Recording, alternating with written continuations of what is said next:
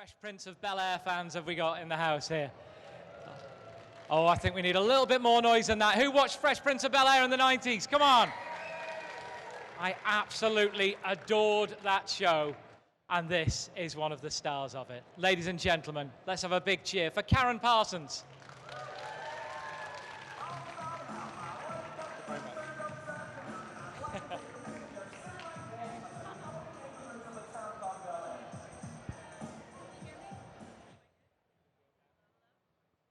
So, are we good to go?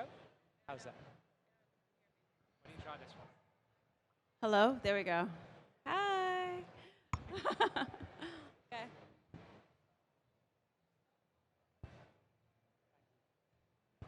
One second. Okay, here we go. I thought I was going to have to mime the questions for a minute there, but haven't you got Celtic origins? Isn't your father of Welsh descent? Yeah, you already heard this, yes. That's funny you got that, yeah. So kind of welcome home for you in a way. Thank you, you know. thank you.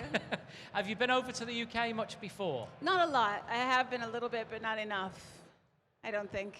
What is it you like about the place? What would bring you over more if you had time to come over? What would you like to see? Definitely, I will say on this trip, one thing I've never been to Scotland before, and I'm really impressed with how friendly everyone is and kind.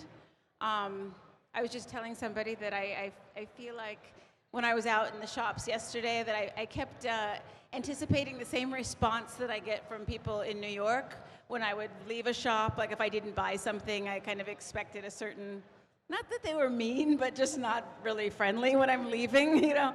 And people were so nice, you know, so happy that you even came in. And anyway, people have just been incredibly nice. And here at the con, everyone's been so kind. So I love that. That's made a big impression on me. And it's so beautiful here. And when you are traveling, how many people are still recognizing you from that show 25 years ago? Well, not on the street. Not really much on the street. That doesn't... Because you've not really changed a bit, has she? She still looks amazing like she did in the 90s. I've changed. But thank you. But no, I think even in New York, a lot of the time people don't really...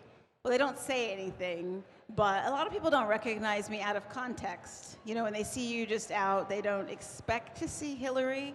I certainly don't carry on like Hillary out. Well, that's a relief. Yeah. So it's some, you know, in certain places, in certain types of settings, I think it's more noticeable or more recognizable. And I'll sometimes find out that people that never let on that they had any idea that I was from the show. I mean, they never let on to me, were meanwhile new but kept it quiet. And I'd find out in some roundabout way later. So sometimes. At the height of its fame, I mean, this was just a juggernaut, wasn't it? It was an enormous show with global appeal. When you went traveling around the 90s, how big was it? How far had the Hillary Banks fame, how far had it spread? It didn't happen then. It didn't happen then. While we were actually shooting the show, it's not that we weren't popular, but we weren't as popular as the show became. I remember we went into syndication. We started, reruns started, and that's when everything started to shift. And suddenly far more people were seeing the show, and you could feel a change. But the biggest change I felt was when we finished. We were off of the air. We were no longer shooting. I was moving to New York, and suddenly the show started gaining popularity, and I wasn't even going to work anymore. It was really weird, you know. And then it died a little for a few years, and then it just resurged like really crazy in the last few years. I can't figure it out. Can you tell us the story about how Will Smith broke it to the cast and the crew? Because I think it really shows him in a good light what a caring person he was. Yeah, you know, everybody always asks about Will, what he's like to work with. And that's my next 6 questions. Yeah, that's everybody's question. What's Will like? What's it like to work with Will Smith? Will was an amazing person. Yes, he's funny. Yes, he's talented and incredibly charming, charismatic. But he's a really good person. He's very professional, but he kept the atmosphere so laid back and fun and loose at the same time that it didn't feel like work. You were working, you were professional, you were showing up on time, you did everything, but it didn't feel hard or stressful ever. And so that was a lot of that was, I think, because of him in the lead. But also, as you were asking, when his star started to kind of go like straight up, and he had done Bad Boys and Independence Day and Men in Black, and it was just every summer he was doing a bigger film than the year before, and he pulled us all aside in, I think it was December of the 5th season. It was and he pulled the cast and the crew all together, and he told us, we're going to finish this year, the 5th season. We're going to do one more year, a 6th season, and then we're done. And it was so lovely of him, especially for the crew, for everyone. But when you're in a crew on a television show and in a regular capacity like that, if you're a camera or gaffer or whatever, you can get really locked in, and that's your job, and you're not available for anything else. And so if you suddenly read in the trades the morning as you're going into work that the show's being canceled, it's really hard to get another job. So he wanted to make sure everyone knew enough in advance that they could get everything in order and start searching for other work. And it was just such a thoughtful thing to do for all of us that I never hear about anybody doing. And his thing is with Will is he was so young and he was so new, but his head was on straight. He still was thinking about other people while managing his own, life that was growing so fast. So I think he's kind of great. I think we all think that as well. But one of the great things I've seen from interviews with the cast ever since is that not one of you begrudged him any of that success. You were always in his corner, and you see some journalists will try and put words in your mouth and say, oh yeah, but he got this, and do you ever sort of resent it? And you guys just don't. You guys all get it, don't you? No, I mean, well, why would we? I mean, he's deserving of all of it. As I said, he was very generous always, and even after, he was very generous with all of us and helpful with everyone, and attentive, and there's nothing bad to say. And for all of us, I've had people say, headlines of things that interviews I've done have said, that I was shocked that he became a star. I was never shocked that he became a star. I hate reading that, I was not shocked he became a star. I think what it was is he was our Will. He was our family. We weren't thinking that way. That's all. It's not that we didn't think he could be that. We all saw it right in front of us every day. We saw takes that no one else ever saw that had us rolling on the floor, but we broke out of character and they couldn't be used, So we knew what he was capable of. I just think that when he started becoming this big movie star, we were all like, oh my God, what's happening? What's happening? And it was not so much a surprise about him, but just to see someone in your family just start to go toward the stars was like, whoa, wow, but all good. All good. Of course, we supported him. Tell me about what the energy was like on set and some of the laughs that maybe we didn't see that were going on. Well, you guys, you saw the bloopers, right? So everybody's, the blooper. That was very much the energy of the show. And the reason they started shooting, filming and airing the bloopers was because we were having so much fun behind the scenes that I think he initiated that because he wanted everyone to know how much fun we were having because we were always having such a good time behind the scenes. We spent a lot of the day rehearsing, but we also spent a lot of the day having deep conversations about really heavy things because you're spending all day every day with these people. And then when we laughed, we were laughing really hard. And so when it came time to get up and work, we worked like a well-oiled machine together, and that's fun. Like when you're doing something you like if it's sports, or if it's acting, or if it's music, and you're doing it with someone else, and it works together, and it just that energy is working together, whatever it is you're doing, it's a really good feeling. And I think that as a cast, it was like we were playing catch all the time, and everyone was tossing and catching and throwing, and and it felt good to toss a line and get someone to hold the beat just long enough and toss it back, and you know what I mean? It was just we worked really well together, and so the energy, whether it was, like I said, a heavy conversation or a fight, and the fights were like family fights. They were like stupid, petty, hilarious petty fights, like kids. There's like a handful of fights that we all laugh about that we remember, like, I left Alfonso at work one day because he made me mad. It was like stupid stuff, because we carpooled because we lived near each other, and he made me so mad, and I just left, and he had no ride home. He didn't notice until he was like, "Where'd Karyn go? I don't know how to get home."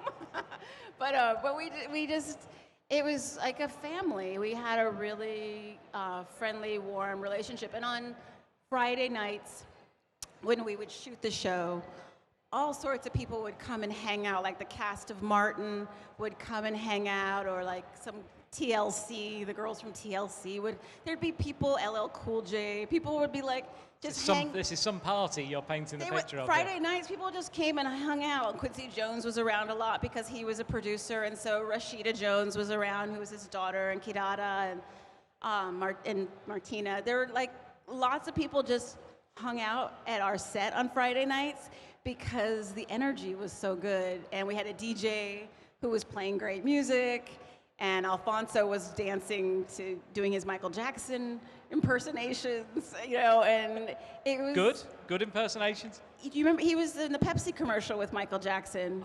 Right, Did you ever see it? Did anybody ever see the Pepsi commercial with and when he was little? He was he's in it and he dances with Michael Jackson. So he's no joke, and he would inevitably the DJ would put on Billie Jean, and a spotlight would go on Alfonso, and he'd moonwalk across, and then anyway, it was like a big party, and people would tell us all the time, "You don't know what you have here. You don't know what you have." We're like, "Oh yeah, we do. It's fun. It's great." And then, of course, years later, you're on other sets, and you're thinking, "Wow, we didn't really know how great we had." I mean, I knew it was good, but I didn't know that nothing would come close to it. Is it true that Alfonso would rub lotion on James Avery's feet during a take? No. Well, maybe not more than once. No more than once, no.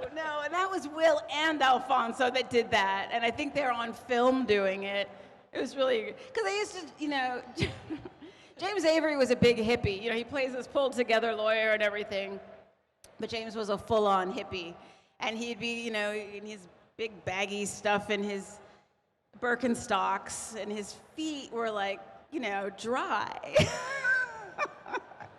And Will and Alfonso were on his case about his feet. They're like, especially Will was like, "You have to do something about those feet." And so there was a rehearsal. I think Zsa Zsa Gabor was on the show, and James, their Uncle Phil, and Zsa Zsa were in a scene, and the guys are hanging out under the table, and they got lotion, and they were like putting lotion on his feet during the scene. Just messed with him.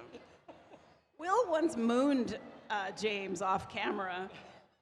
That reaction was priceless. Yeah. Tell me about Hillary. Why do we like Hillary as a character? Because on paper we shouldn't like her, but we all love Hillary Banks, right? Don't we? Oh, you do now. You guys are sweet. But during the show, I remember thinking when we started it, and it hadn't aired yet. We had shot a few, and they hadn't aired. And I thought, oh God, people are going to hate her. And there was some event happening in Philadelphia, and Will wanted us to all go. And I said, I don't think I want to go because they're all going to hate me, and and they were convincing me, no, you should come. And then we shot. I think I went, and it was fine. But then we shot the episode where Will and Alfonso blackmail Hillary because she's dropped out of college. Do you remember that episode? Okay. We shot that.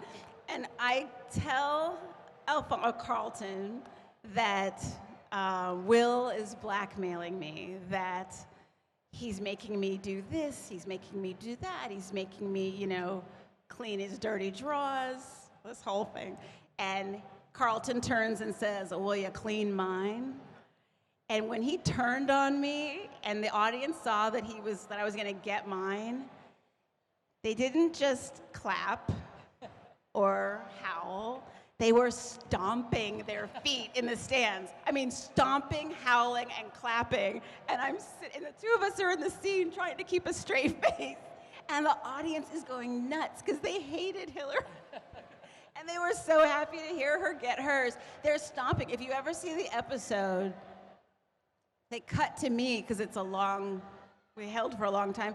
And they cut to me at one point, and I'm trying to keep a straight face, and I'm not succeeding very well, and you can see that I'm smiling because I'm trying really hard, but I'm thinking, oh my God, I can't believe they hate me so much.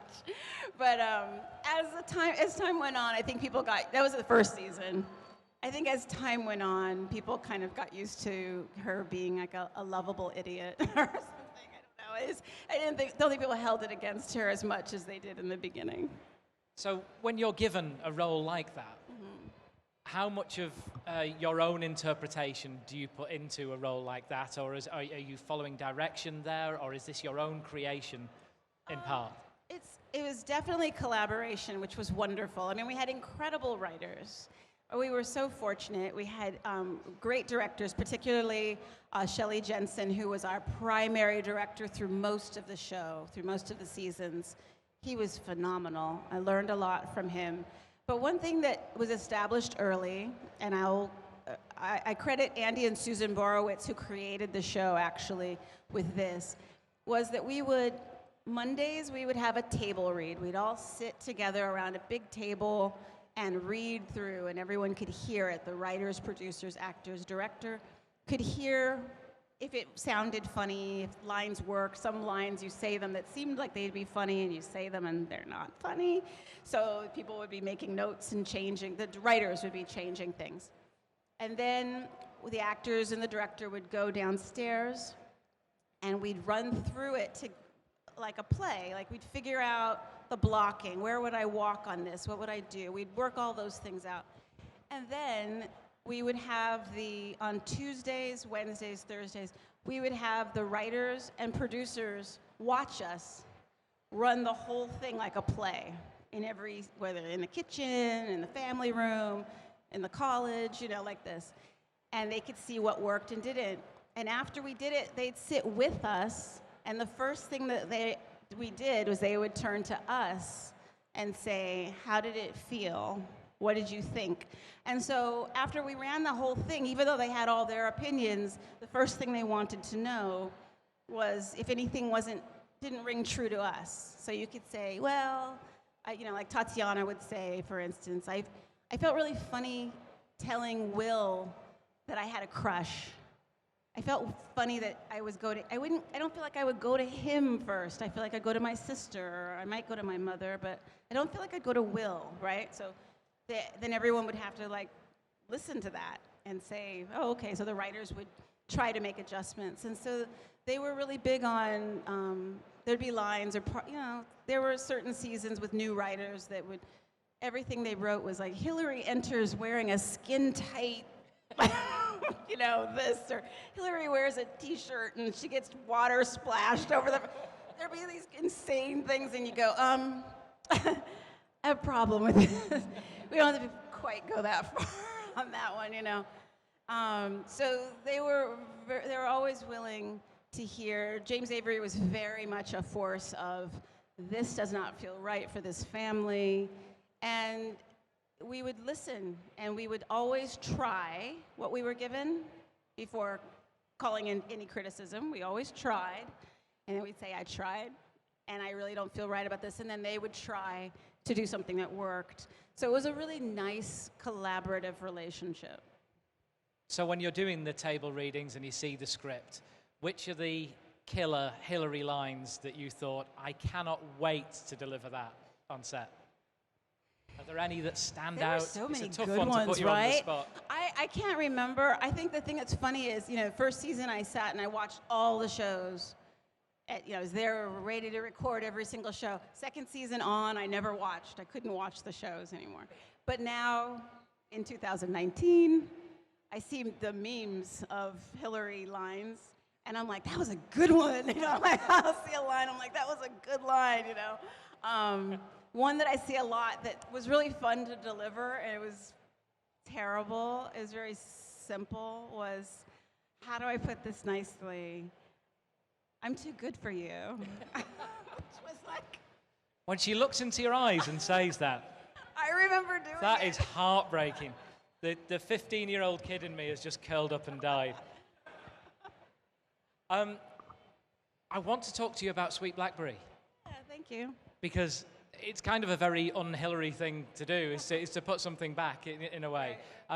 Please talk to us about Sweet Blackberry, because it's a wonderful thing that she's doing. Thank you. Well, for those of you who aren't familiar with it, Sweet Blackberry is an organization that I started. I started it back in 2005. And the mission is to bring little-known stories of African-American achievement to children. And we do it through, primarily through short animated films with a single narrator.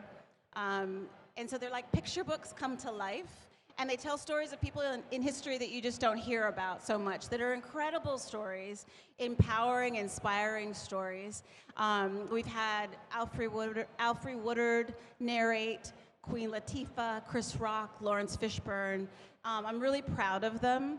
They're really great, and this spring we're going to have our story, Flying Free, the Bessie Coleman story, which is the story of the first black female aviator, as a picture book. And it's beautiful. We've been working on it and fine-tuning it. And so that's going to come in the spring, and then we're going to have subsequently more picture books as well as the films. But the whole idea is, I feel like in the schools we're only taught just a little bit of history, of black history, and there's so many stories out there that are great for, not only for us to all know, but the challenges and the triumphs, I think, are really important for children to understand what they're capable of, and that obstacles can actually be, they can be a way for you to lead to doing great things, as opposed to just, I can't get past this, I can't get past this, if that weren't in my way. Instead, it's actually, you can do amazing things sometimes when faced with great challenges, and I want kids to understand that. And one of the other reasons behind it, which I was fascinated by, was the baby doll experiment. Yeah, which is terrifying, really. Yeah, I don't know if any of you have heard of the Dolly experiments. Has anyone heard of the Dolly experiments? The Dolly experiments, they started back in the 30s and 40s, 30s or 40s, and black children were given two dolls, a black doll and a white doll, and they were asked, which one is the pretty one? Which one is the good one? Which one is the ugly one? Which one is the bad one? And without fail, the black children said that the white doll was the good doll, the white doll was the pretty doll. And these are really little kids. And this study has been done time and again, decade after decade, and even as recently as what I have posted on our website is a CNN program with Anderson Cooper, and a little girl is asked, and she's looking at pictures, and she doesn't like the color brown, and she can't articulate why. She just says, I don't like it, it's ugly, I don't know why it's ugly, but I don't like how it looks. And she's a really little girl, she must be 4 or 5. And that's another big reason, obviously, that I thought it was really important to plant the seeds of these true stories in children's heads early, so they can recognize what they are capable of. They can recognize their value and their neighbor's value. And I think if kids, all children, get this early in their lives, I think it could change the landscape of race. Because I think if you come into the world understanding all these great things that have been done, if you're a brown child, if there are things that have been done for people that look like you, what does that do for you? And if you're not a brown child, but what does it make you think about brown people? It's like, oh, they've contributed all these things. When the message, when you're only told a small amount of people, of black people came along and did things, unfortunately, I think the message that people are given is that, oh, every now and then a special black person comes along and does something. And I think that's a really dangerous attitude and a very dangerous thing to teach children. So I think whatever I can do to undo that or to show the truth and of contributions and capability, I think it's really important. I think it's wonderful what you're doing. Absolutely, Oh, I thank think that you. deserves a round of applause. Thanks. I know that she's here to talk about things like Fresh Prince of Bel-Air, but we couldn't let that pass without that being mentioned because it is so inspiring. And she did not ask me to bring it up, by the way. Has anyone got any questions? Would anyone like to ask anything? Have a think about it while I just ask her one more thing. Okay. Tell me about Death Spa. Does anyone here know about Death Spa? This was Now they do. Now you're telling them. They will do now. Get on YouTube. Have a look for this one. This was a movie back in the 80s, before you were famous. Tell us the plot of Death Spa. Plot. What I can remember. Oh my. Death Spa it's how I got my SAG card. It's basically the first thing I did. It's a horror film. And I think it's called Death Spa. It was when spas were first becoming a really big deal around the world, and the owner of the spa's dead wife is haunting his spa. And he's really hot, so all of the girls that have crushes on him, they all get it in a really grisly way, including my character. You don't see how I die, you just see me scream. And I think the camera goes into my mouth screaming, ah! And then you see my head float by later. I don't know how I died. I just screamed myself to death. I broke the mic. I did break the mic. For screaming too loud. That's fun. It just looks like so much fun. I know. It's really bad. It's so bad. Oh my gosh. What? Yeah, right. Okay, please. Where can we buy this was the question. For a laugh, Google it. Go ahead for a laugh, and then just watch the little or on YouTube, and then you'll just go, "Oh my God, what was she doing?" Yeah, it was bad. Fantastic. That was bad. Do we have any questions? We have a question up there. I'm going to run into the audience if that's okay. Right. I'm going to stay out of the way of the speakers because I nearly blew the place up earlier. Here we go. Hi there. I was wondering, which Aunt Viv did you prefer working with? I can't answer that. Such a harsh question. I can't answer that. Both lovely ladies. Tell us a bit about that role and how important it was and how crucial it was to the whole sort of family unit. That whole with the Aunt Viv change? Well, just the role of Aunt Viv, the role that Aunt Viv played. Well, it was interesting, wasn't it? I mean, when they switched them, they changed how they wrote the character, which was kind of odd. But it was all just an odd area. I don't think anyone expected us to go to work and all of a sudden have a new mom. Just odd thing, but yeah, it's not really something to talk about. Okay. Anyone else? Yes. I just wanted to hear more about Jeffrey and his character. Joseph Marcel, everyone's favorite character. I mean, we all were on what was it? Joan Rivers' show together. And Joan Rivers asked all of us, who's your favorite character? If you could be another character, who would you be? And I think all of us, everyone said Jeffrey. Everyone wanted to be Jeffrey. What is that? I mean, doesn't everyone want to be Jeffrey for some reason? I don't know. He always got the upper hand, didn't he? He did. He was always smarter than everybody else. He always knew everything. He knew where the bodies were buried. It's like Jeffrey knew everything. Was there a question here as well? Hi.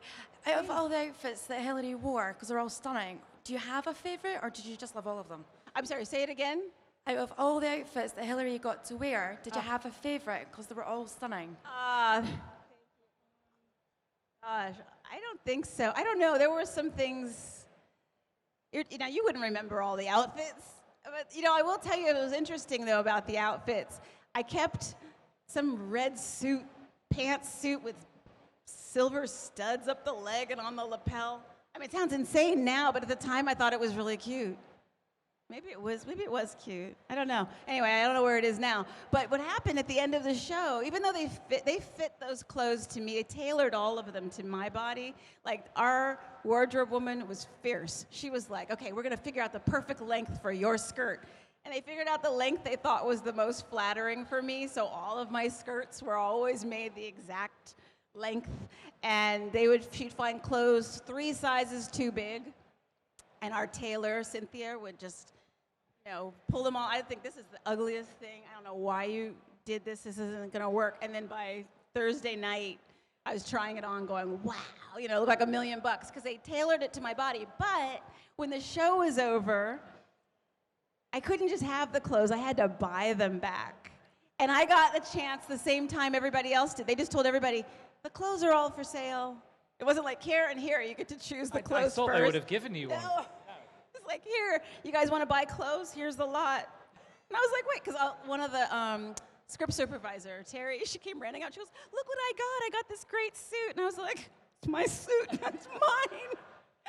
Quietly, I'm looking at it like, that's mine. That fits my body. But yeah, so I only kept a few things. So just to end on then, what would you take from that whole experience? What do you take from those years? What's the best thing about it? I learned an awful lot about an awful lot. Because they were real formative years for me. I was really young, and to have such a monumental, life-changing experience happen, but I was lucky enough to have it happen with people I trusted and loved. But the best thing was the people. I mean, I'm still very close with the cast and crew. I was very close with James Avery before he passed. I'm still close with his wife. And I'm happy to say that they are, like, if they came in here right now, we pick up where we left off. It's like just like family, and it's the same with the crew. We shared something. We went through something very big together, and we got along right away. But we also were bonded through this thing that happened in our lives. And that even goes for Will. It was a big deal for him. So that's my biggest takeaway. And I was an only child growing up, and I got involved in this show, and all of a sudden I had a brother and a sister, and Will was kind of like a brother more than a cousin. And James took his role of father very seriously, where my dad really didn't. And so it was really nice to have this kind of unit. That was my big thing. I was really lucky. I think we were lucky to be able to watch it as well. I think we all absolutely enjoyed it. Ladies and gentlemen, it's been fascinating. Please give it up for Karyn Parsons. Thanks. Thank you very much.